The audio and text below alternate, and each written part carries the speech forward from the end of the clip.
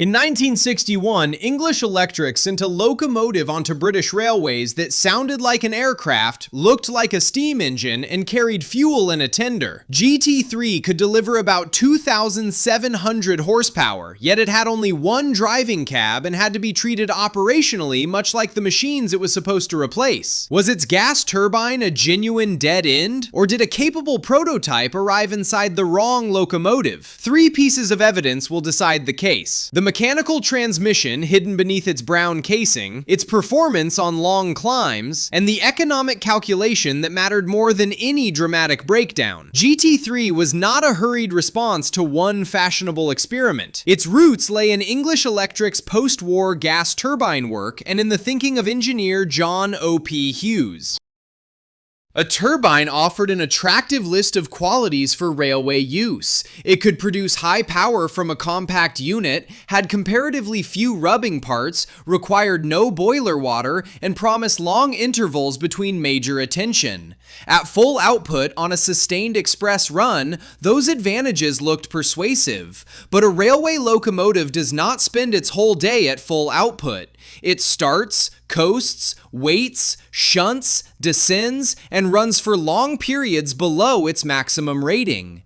The efficiency of a simple cycle turbine fell sharply under those conditions. That weakness was understood before the finished locomotive turned a wheel. Hughes did not answer the problem by copying an American gas turbine electric. He chose a mechanical transmission and a layout that British workshops already understood.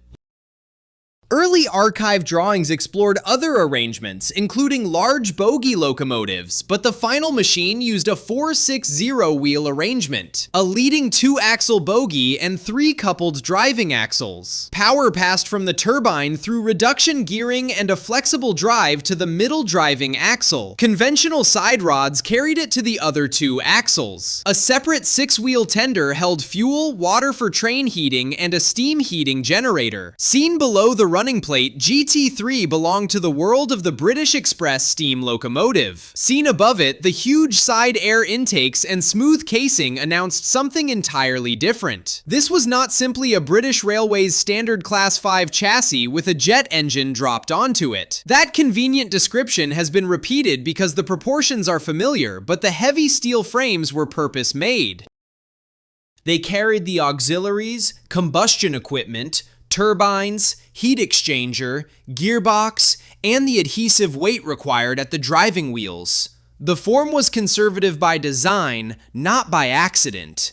British Locomotive Works possessed tools, lifting equipment, and practical knowledge for framed locomotives with coupled wheels. Hughes hoped to develop the new prime mover without also accepting the risk of an unfamiliar bogie transmission and a new electrical system. The turbine itself was the English Electric EM27L family, rated in the surviving design archive at roughly 2,700 horsepower. A low-pressure turbine ran continuously and drove auxiliaries.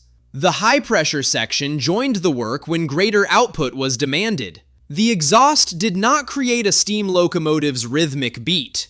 Instead, GT3 produced a smooth, rising roar. Air entered through the prominent grills near the front. The mechanical gearbox reduced enormous turbine speed to something the driving axle could use. This combination gave the locomotive its most important visual contradiction.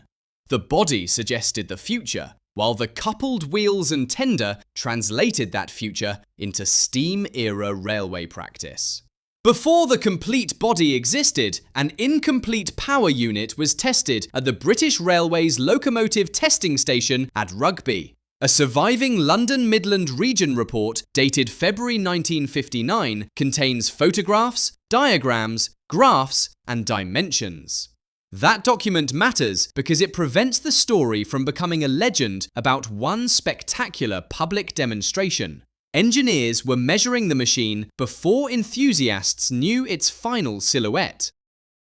They studied starting, transmission behavior, tractive effort, fuel use, and the response of a system whose components had to work together across an unusually wide speed range. If this kind of evidence-led locomotive history is useful, like the video and subscribe. The next test run shows why GT3 cannot be dismissed as a machine that simply failed to work. Once completed at Vulcan Foundry in Newton-le-Willows, GT3 appeared in lined beech leaf brown with dark green details and orange lining. The color reinforced its unique identity and later encouraged the enthusiast nickname Chocolate Zephyr. It carried no conventional British Railways fleet number. The letters GT3 identified an English electric demonstrator being tested on the national network, not a production class entering normal traffic. At the rear, a corridor connection in the tender allowed communication with the train. At the front, the smooth nose had none of the chimney, smoke box door, or boiler fittings that image makers sometimes add when they see the coupled wheels. Its designed maximum speed was 90 miles per hour, but top speed alone was not the point. Turbines favor sustained demand. A climb, such as the 5.5 miles from T-Bay to Shap Summit, could keep a locomotive working hard enough for the power unit to approach the conditions it liked. Hughes's papers preserve comparisons with recorded steam and diesel-electric performances on that bank. Other archive material includes gradient profiles, acceleration charts, fuel system reports, and diagrams of wheel rim power against speed. The project was being argued through measured railway work, not merely through claims about aircraft technology. On longer runs, GT3 could give favorable performances. It was smooth at speed, powerful, and mechanically more credible than the cartoon version of its history suggests. The turbine was not repeatedly exploding, nor was the mechanical drive an immediate impossibility. That is the first verdict.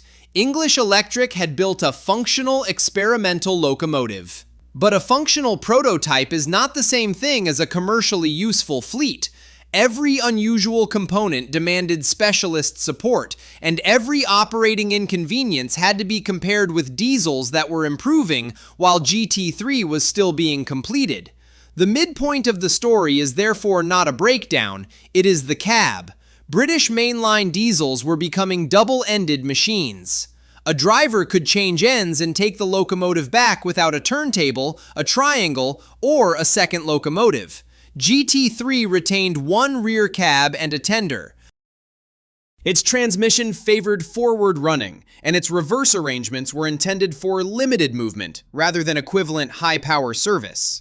The traditional layout had reduced development risk inside the works, but it transferred costs into daily railway operation.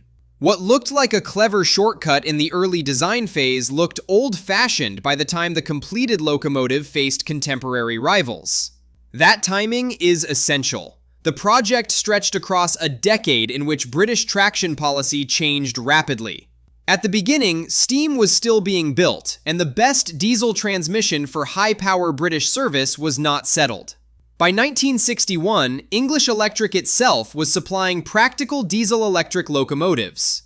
Those machines could be driven from either end, worked in multiple wear-equipped, fitted established depot routines, and used fuel more efficiently across varied duty cycles.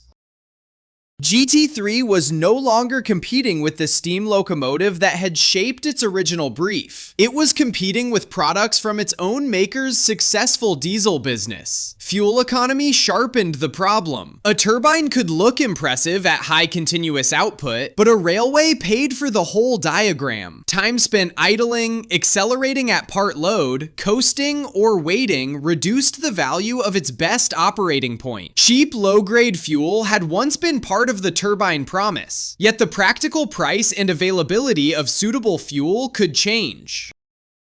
A production locomotive would also need development beyond GT3, probably 2 cabs, a more convenient body and running gear, refined auxiliaries, and the support system required for a fleet. British Railways would have had to fund that work while already buying diesel electrics. The surviving archive even includes reports titled "Reasons for Gas Turbine Not Starting" and "Energy Losses in the Transmission Gearbox." Those titles can be used dishonestly as proof that the design was hopeless. In fact, development files contain faults because engineers record faults.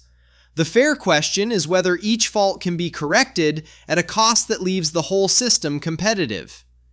GT3's problem was accumulation.